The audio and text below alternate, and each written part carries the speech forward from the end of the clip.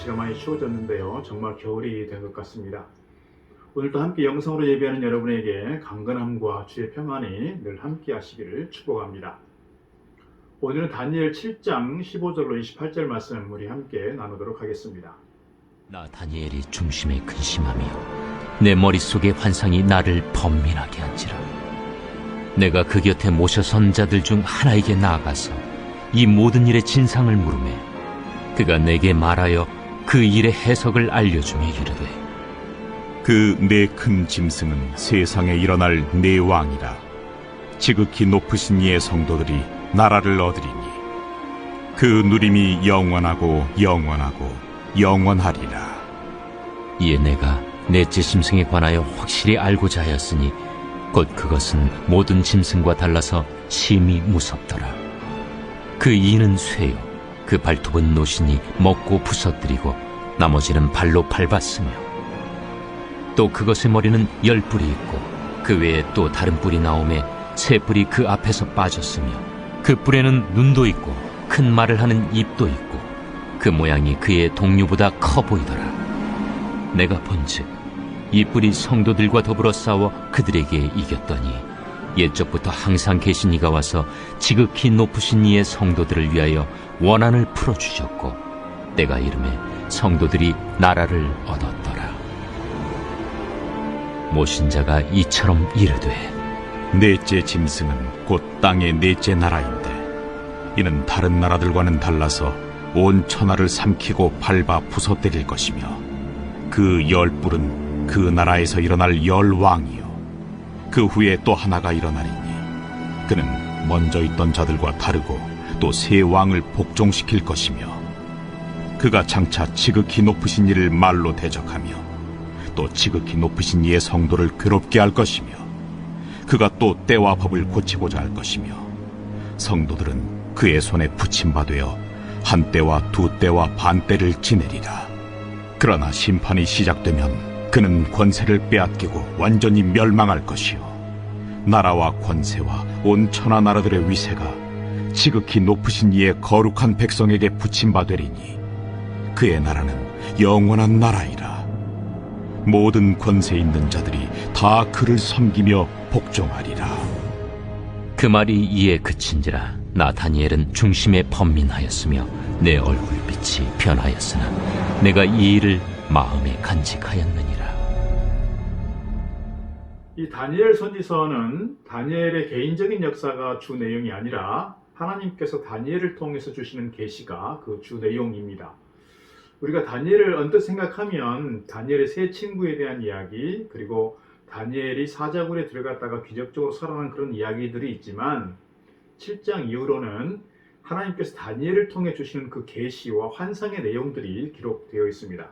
그래서 우리가 신약 성경에 요한계시록을 읽는 듯한 그런 느낌을 많이 갖게 됩니다. 다니엘서 앞부분에서는 다니엘이 본 환상이나 꿈이 아니라 느부갓네살 왕이 꾸었던 그 꿈의 이야기, 그리고 벨사살 왕이 꾼 꿈이나 어떤 환상과 그런 이야기들을 다루고 있고, 오늘 7장에 들어서면서 하나님께서는 다니엘에게 보여주시는 그런 계시의 내용들을 다루고 있습니다. 오늘 7장에서는 다니엘을 통해서 네 짐승에 대한 환상을 보게 되는데요. 아주 무시무시하고 압도적인 그런 꿈을 꾸면서 꿈속에서도 무척이나 놀랍고 번민했다 그랬습니다. 그래서 그 인자 같은 분을 모시고 있는 천사 하나에게 다가가서 모든 일의 진상이 어떤 것인지를 물었습니다. 아마도 가브리엘로 추정되는 그 천사가 이 다니엘에게 그 일을 대충 해석해 줍니다. 이 네 큰 짐승은 세상에 일어날 4명의 왕이고 궁극적으로는 하나님의 성도들이 나라를 얻게 될 것인데 그 나라는 다른 세상 사람들과 달리 영원하리라 하는 그런 말씀이었습니다.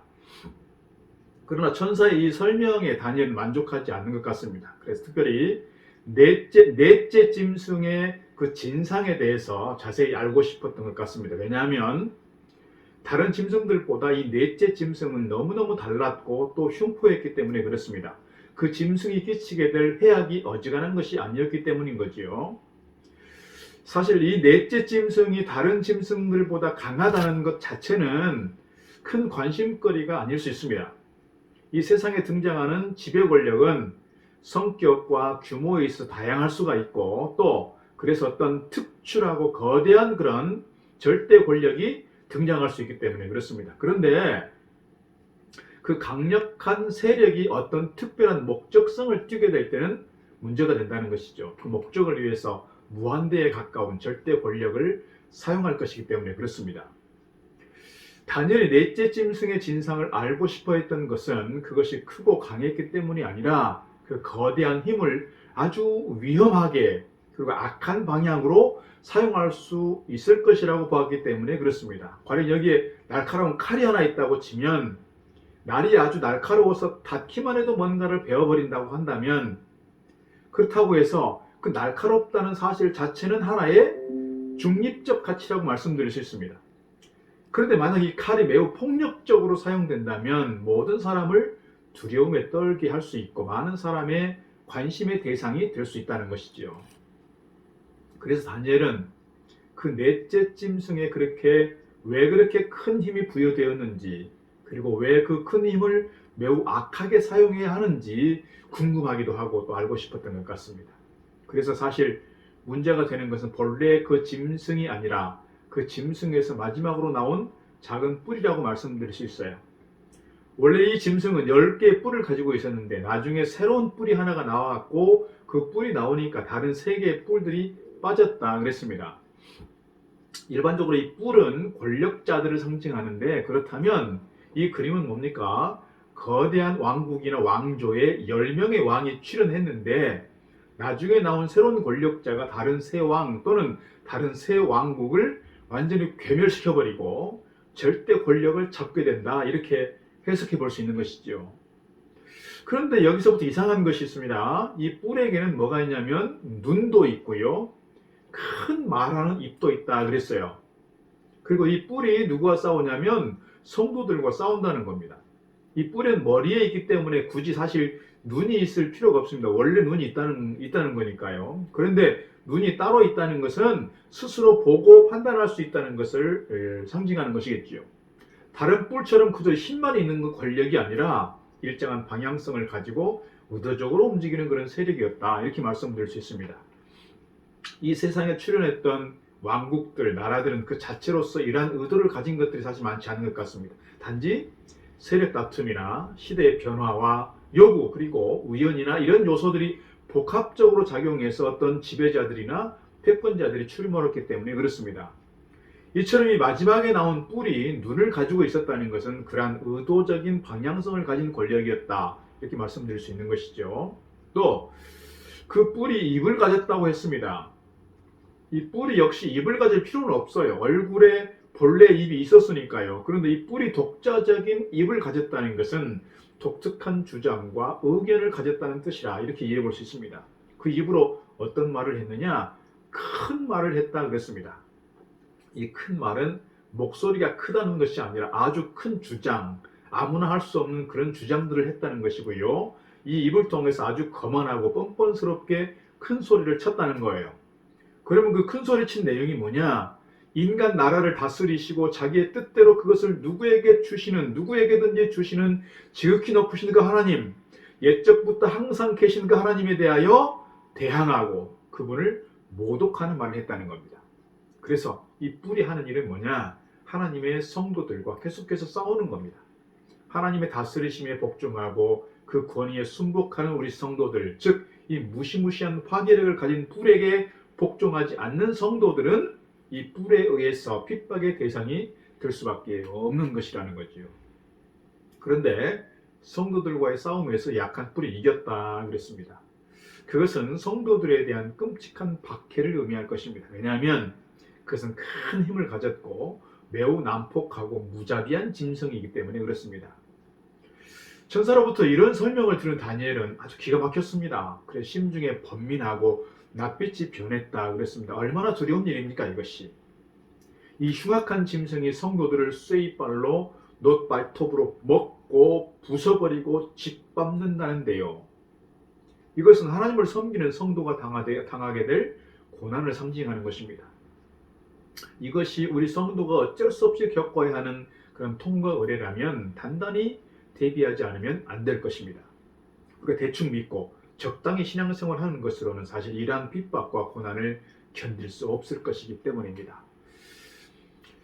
이 넷째 짐승과 또 거기서 마지막으로 나온 뿔은 일반적으로 이제 적그리스도로 해석되는 부분이 있습니다. 적그리스도란 뭐냐? 궁극적인 그리스도의 왕국이 성립되기 직전에 나타난, 그래서 극단적으로 그리스도인들을 핍박하고 하나님을 대적하게 되는 존재, 이것을 우리가 보통 적그리스도라고 해석합니다. 요한계시록에 보면 이 적그리스도의 활동하는 모습이 묘사되고 있는데, 오늘 다니엘이 본 짐승과 하는 일이 똑같습니다.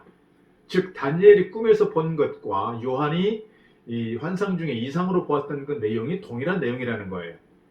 어쨌든 여기 나오는 넷째 짐승과 그 뿔, 즉 적그리스도가 역사상 누구였는지를 밝히려고 하는 그런 시도가 많이 있어 왔습니다. 오늘 본문 앞에 나오는 이 네 짐승은 보통 바벨론과 바산, 즉 페르시아, 그리고 헬라, 즉 그리스, 그리고 마지막에 로마 제국으로 이렇게 이해를 합니다.